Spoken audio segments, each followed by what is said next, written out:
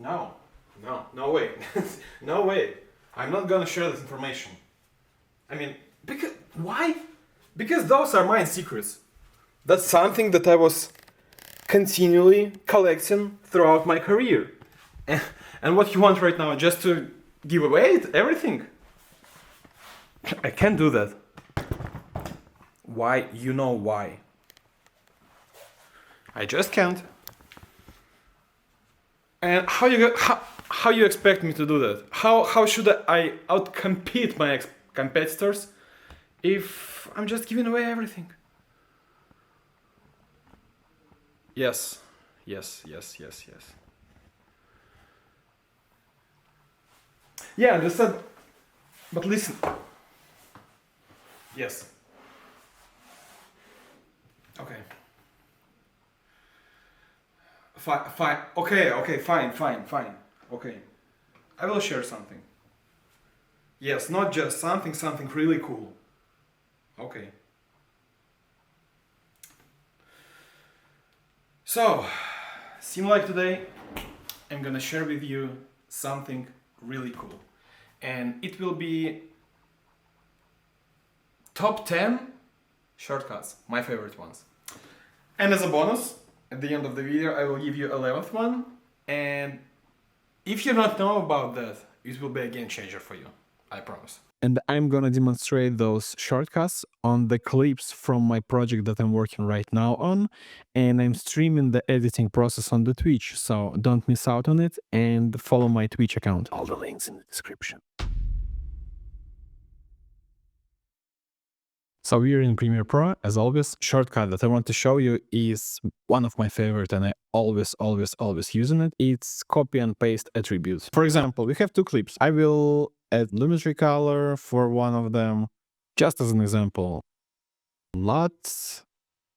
I want to copy it on the second one. Of course, yes, I can just, go here, copy the lumetri color, Control C, Control V, and we have it.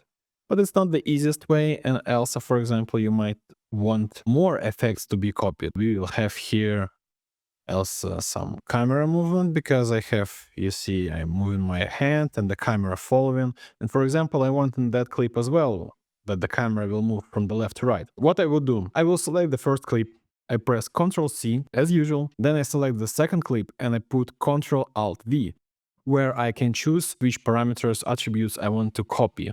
For example, you have here motion, you have here opacity, you have time remapping. And let's say we want to copy motion, we want to copy lumetri color. And we put it, and we have it. And the only problem here, as you can see, the second keyframe is not on the end of the clip. Why is that? Because here you have the end. We didn't check the scale attributes times. What does it mean?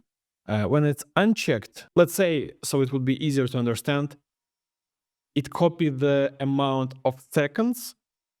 For example, we have here the clip that 1 minute and 2 frames duration. And here we have the second keyframe finished at the same 1 minute and 2 frames of the second clip. But if we check the scale attribute times, it will copy effects which duration will be count as the percents. So for example, in the first clip, we have the first keyframe at the very first frame, so at the 0% of the clip, and the second frame we have at 100% of the clip because we have it on the last frame. So it will be copied the same way, as you can see, the second keyframe at the very end. And we have two clips copied. Very cool thing.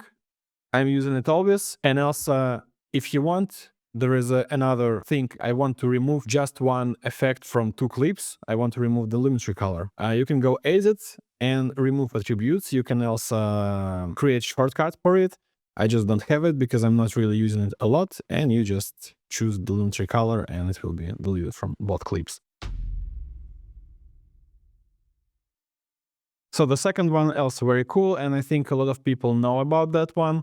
It's A, which allow us to select everything which is on the right side of your mouse. But not a lot of people know that you have the opposite of it, Shift A, which will allow to select all the clips to your left of the mouse button. That's also very useful, especially when you need to delete all unnecessary things. and I really like it a lot. Also, it might be useful for you the modificator shift. When you press A and then you press shift, it will select everything to the left or to the right just on one track. The next one, I don't think that those commands are customly binned on something, so we will press Ctrl-Alt-K and we will write in the search box, go to sequence and go to sequence start. I have end button and home button. I think it's self-explaining why those buttons. So when you press home button, it just moves to the start of your sequence. When you press end button, it moves to the end of your sequence. So for example, when I want to render my sequence, I just press in home I and O, Ctrl M, and we're ready to render. And we will talk about I/O a bit later. So the next one will be not really shortcut, but kinda key modificator. It's shift, and that thing is very useful. So for example, when I'm just scrubbing around, I'm just scrubbing on random places. But if I will hold shift and will do the same, you can see that my playhead kinda magnified to the cuts. So if I will remove shift, it will be just going like this. But if I will hold shift, it will kind of make the stops on every cut, and it also works with the keyframes. For example, I have different keyframes, and if I'm scrubbing like this without shift, nothing happens. But if I hold shift, you see it stops on every keyframe, and that's very useful. And the next one is a match frame. I'm also using it quite often, especially when I need to find my source material and to maybe check, do I have another options within one shot. So you just select the clip and you press F, and it open in a source monitor the source clip.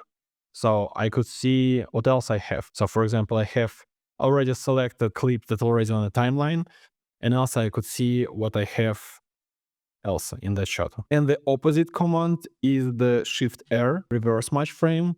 It's doing the same, but the opposite. For example, I'm somewhere here, and then go to the source and press Shift R, and it shows me by playhead where exactly that clip on the timeline, if it's on the timeline. If it's not on the timeline, for example, here I press Shift R, nothing happened. So that one you're going to use a lot, especially with the copy and paste attributes. To select multiple clips on the timeline, you just press Shift and you select different clips that you want to select. If you want to deselect something, you just press one more time on the selected clips. As simple like this. One more thing. For example, here we have linked clips, audio and video. And for example, let's say I want to select that one without audio, just video.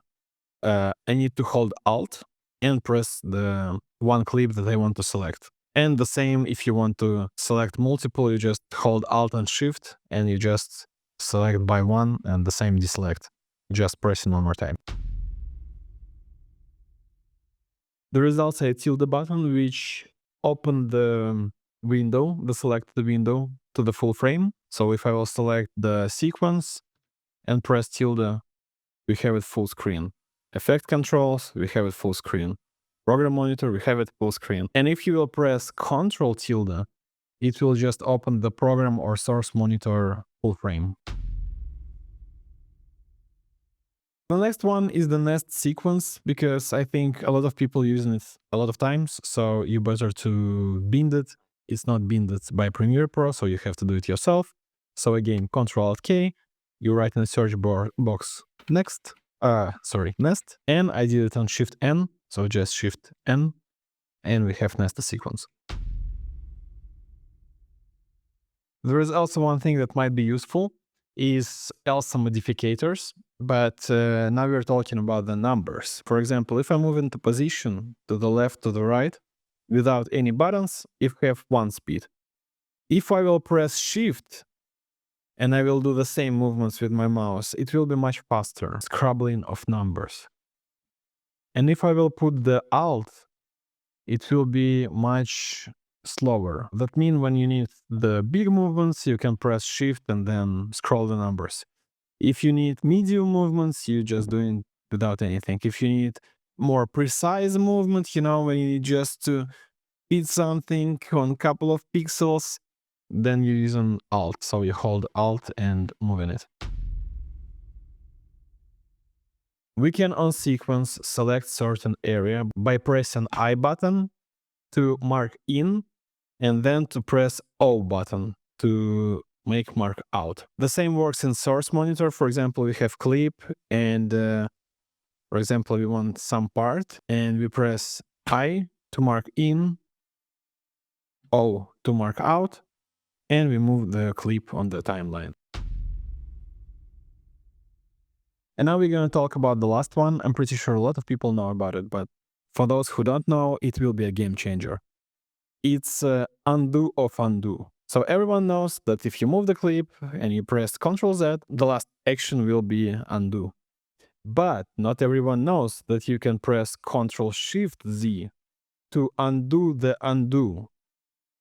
So let's say I deleted 2 parts and then I bring them back, and then I was like, damn, I actually don't need them. So I press Ctrl Shift Z to undo the last undo. But keep in mind, if somewhere in the middle of those movements you made another actions, you might not be able to bring it back to the certain action because it's create the new history of actions. So be careful with that. Those were top 10 my favorite shortcuts that I'm always using, and of course it's not all of them. I have much more. I will do a series of videos on the shortcuts, but I just can't do everything in one video, otherwise it will be 1 to 5 hours long. So follow me for the more videos on the topic of shortcuts. I think shortcuts are so important, and I was blessed to learn them when I just started to work as an editor, and it saved me so much time. And that's why I'm sharing that, because it's very valuable. Yeah. I told them about the top 10 shortcuts that I'm using. Really nice information.